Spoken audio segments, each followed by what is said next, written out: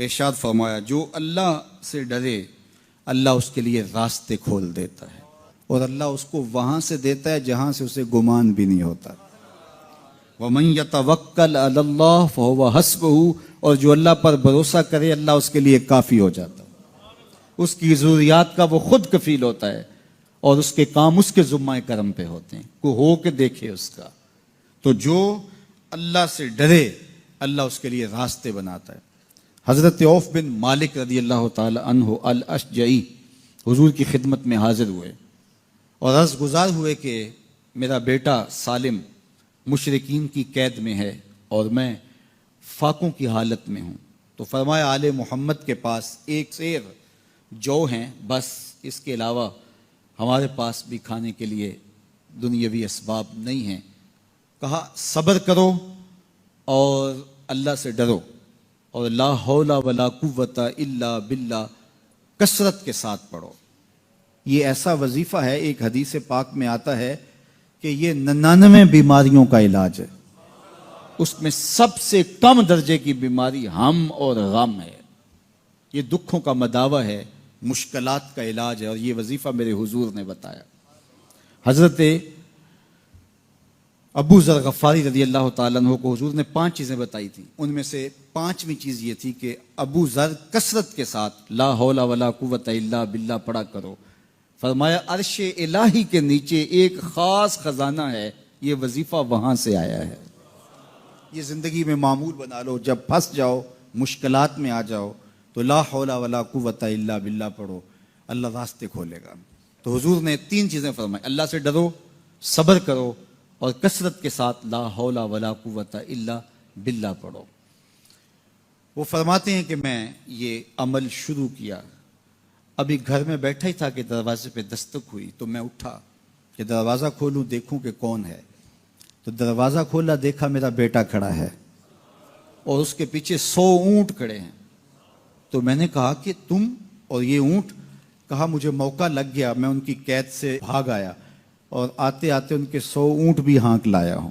وَيَرْزُقْهُ مِنْ حَيْثُ لَا يَحْتَسِبُ، وہ تمہیں وہاں سے رزق دے گا جہاں سے تمہیں گمان بھی نہیں،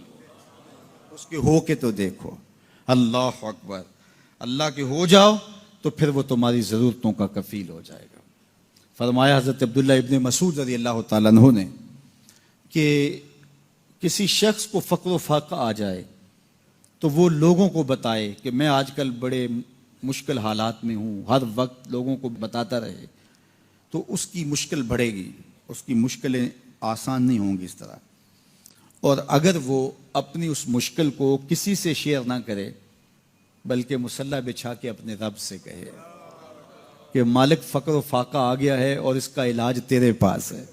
اس مرض کا مداوع تیرے پاس ہے،